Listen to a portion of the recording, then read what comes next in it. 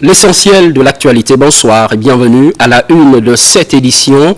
Valorisation de l'aviculture, la question fait débat dans le Nabaya. À Kankan, les acteurs de la filière se retrouvent. Les concertations devront aider à matérialiser les mesures prises en faveur d'une aviculture plus rentable pour les parties prenantes. Fodé Bangali Fofana, correspondance. Ils sont producteurs de poulet de chair, producteurs des œufs, vendeurs de poulets, vendeurs des œufs, mais aussi fabricants d'aliments et vétérinaires venus de toutes les préfectures de la région. Tous se sont réunis pour recevoir la délégation du bureau exécutif de la Fédération interprofessionnelle nationale avicole, FINA. C'est dans le cadre d'une tournée de consultation nationale de tous les acteurs de la base liés à la poule et aux œufs que ce bureau exécutif de la FINA est à Kankan. Il vient aussi renouveler son engagement à faire de ce secteur un exemple de modernité, de durabilité et de compétitivité à l'échelle nationale. Je suis très ravi de voir la mobilisation des acteurs avicoles de Kankan qui ont tenu aujourd'hui à venir pour l'atelier, viser à consulter les acteurs avicoles, recueillir les avis qui peuvent être divergents, les difficultés en fonction des régions, mais également des solutions qui viendraient de la discussion avec les acteurs réels à la base, qui pourront nous dire comment mieux les aider, comment mieux structurer la fédération pour pouvoir satisfaire les besoins des populations, avoir un poulet et des œufs moins chers à des prix compétitifs, mais également qui pourraient satisfaire les populations. Ici à Kankan, cette filière avicole est l'une des activités les plus importantes en ce qu'elle représente comme apport protéinique et source de revenus pour beaucoup de familles. Son instauration a permis de relever un grand défi en matière d'équilibre alimentaire, cela grâce au soutien indéfectible du général Mamadi Doumbouya au secteur de l'agriculture et de l'élevage dans notre pays. Sa vision et son fort engagement ont conduit à la mise en place de nombreuses réformes ayant permis de mieux structurer et dynamiser ce secteur avicole. De nos jours, ne reste que dans la préfecture de Kankan, on y compte plus de 80 000 fermes périurbaines avicoles, disposant de plus de 2 000 à 5 000, voire 10 000 sujets par ferme et produisant des œufs, des poulets de chair, des pondeuses, réformés d'importants stocks de fientes qui sont tous en deçà de la demande de la population locale et urbaine. Avec une telle ambition, j'ose espérer que ce secteur est en train de s'inscrire dans le cadre de l'exécution du programme accéléré de sécurité alimentaire, nutritionnelle et de développement avicole durable, ayant les mêmes visions que le PNDS et du programme national d'investissement agricole et de sécurité, de souveraineté alimentaire et nutritionnelle. Au cours des échanges, le bureau exécutif de la FINA a pu constater les difficultés que rencontrent ces agriculteurs de la région, mais aussi leur détermination à faire avancer ce secteur vital. Une occasion pour eux de renforcer leurs liens et de trouver ensemble des solutions concrètes aux problèmes qu'ils rencontrent. De Kankan, retour à Conakry, promotion du vivre ensemble, le quartier Baïlobaya dans la commune de Kagbelen se mobilise. Ce sont des rencontres initiées par les responsables à la base. Il est question d'intensifier les actions favorisant la cohésion sociale. Mekene Moussa Kamara. Des initiatives ne manquent pas au sein du conseil de quartier de Baïlobaya. Les responsables de cette localité de la commune urbaine de Kagbele véhiculent des messages de paix pour stimuler la concorde nationale. Une rencontre qui se déroule dans un contexte de promotion du développement local. Sans la paix, rien n'est possible. Sans la paix, il n'y a pas de développement. Nous demandons tout le peuple de Guinée de se donner la main pour que nous développons ces pays-là. Notre cher président, le général de corps d'Anoé, Mamadi Doumbouya, avec ses idéaux, nous avons le projet Simando 2040 qui donne de l'espoir à toute la Guinée pour que les jeunes soient employés, pour que le développement réel, tant rêvé par les Guinéens, soit un effet réel.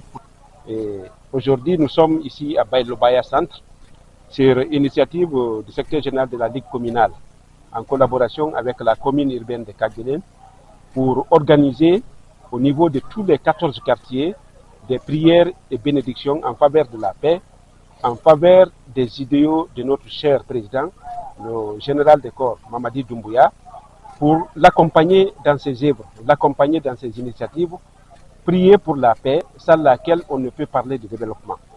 La restauration de la paix est une priorité pour les responsables et les administrés. À ce qui concerne la mauvaise image de notre quartier, à chaque fois nous faisons des rencontres, on fait des réunions pour sensibiliser la population de porte en porte et surtout au niveau de la jeunesse. Et à ce qui concerne pour le moment, la jeunesse de Baïlo-Baya, elle est active, elle est vraiment prête à accompagner tout ce qui est bon pour le développement du quartier et de la commune et du pays. Baïlo-Baya a ouvert ses bras pour accueillir diverses délégations de la capitale pour parler des questions de stabilité économique et sociale. Religion, direction Bofa pour parler de ce rapprochement. L'évêque adjuteur est à l'écoute des fidèles catholiques. La raison est simple, s'imprégner des difficultés et envisager des solutions pour une bonne expression de la foi chrétienne. Abraham Christophe Kanté.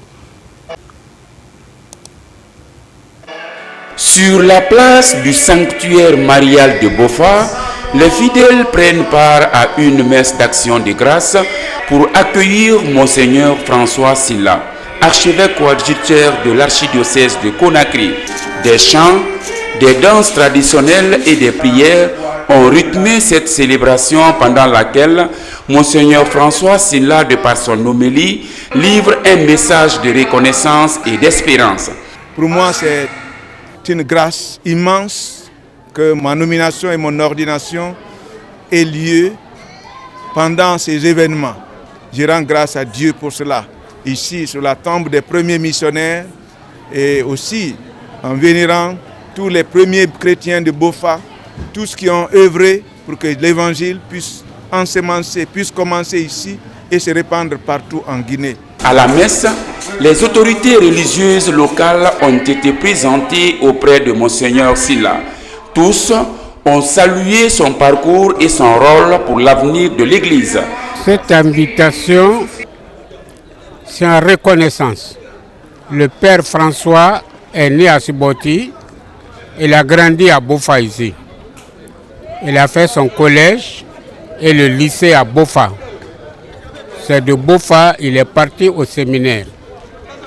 Et quand il va accueillir cette grâce, nous ne pouvons que le demander qu'il vienne célébrer une messe d'action de grâce ici chez nous.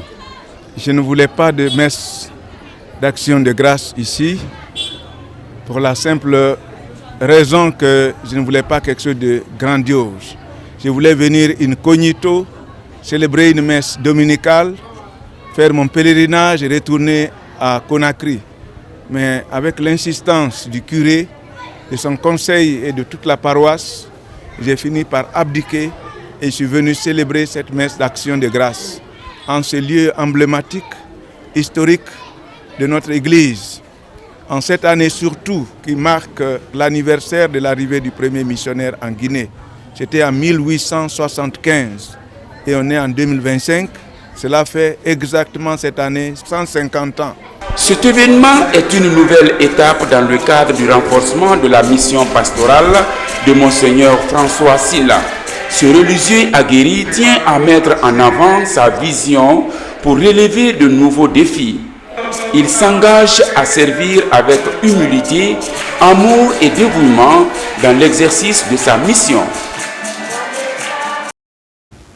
Pendant ce temps, la Guinée, à travers le ministère de la Jeunesse et des Sports, veut sortir de l'importation d'équipements sportifs. Le Made in Guinée, c'est le rêve désormais, mais comment le concrétiser sur le terrain?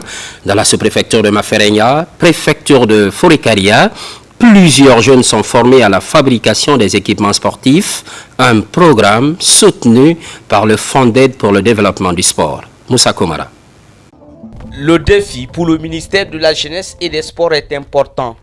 Promouvoir la fabrication des équipements sportifs pour réduire le taux d'importation. C'est ainsi qu'à Madinagbe, ces jeunes ont appris avec succès les techniques de confection des ballons, des maillots et des filets. Je leur ai appris la technique de fabrication, les dimensions internationales des différents types de filets, c'est-à-dire des 5 types de filets de sport, à savoir le filet de football, le filet de volleyball, le filet de handball, le filet de basket et le filet de tennis. Conçu et financé par le Fonds d'aide au développement du sport, cette formation théorique et pratique a permis de renforcer l'esprit de création et d'entrepreneuriat d'une trentaine de jeunes de Mafrenia et environ. Durant la formation, ils ont produit 20 ballons, 15 filets et 75 maillots de qualité qu'ils arborent déjà. Désormais outillés de compétences acquises pendant cet atelier, les apprenants par ma voix sont plus que satisfaits et s'engagent dès aujourd'hui à procéder non seulement à la restitution du contenu de cette session de formation auprès d'autres jeunes, mais aussi à confectionner des matériels et équipements sportifs dans l'intérêt du développement du sport en Guinée. Notre premier objectif était de renforcer vos capacités techniques existantes. La prochaine étape sera de vous permettre de vous constituer en groupement d'intérêt économique afin d'assurer votre propre autonomie et de promouvoir ainsi la fabrication par nous-mêmes nos équipements sportifs. Sanctionné par des attestations, cet ambitieux programme va se poursuivre dans toutes les régions et préfectures du pays. Nous voulons donc, chers apprenants, vous dire que vous n'êtes pas formés uniquement pour le faire, mais c'est fait pour que vous soyez des entrepreneurs et que prochainement nous puissions avoir la possibilité d'avoir sur le marché vos produits pour arrêter d'importer. Au-delà de cette formation, le Fonds d'aide au développement du sport s'engage à accompagner techniquement les bénéficiaires. Ils espèrent construire des centres de fabrication d'équipements sportifs dans 4 régions. Fini ce journal. Merci d'être au rendez-vous de la Guinée, notre paradis terre de richesse et d'innovation, retrouvé dans la grande édition Kadiatou Kaba. Merci, à très vite.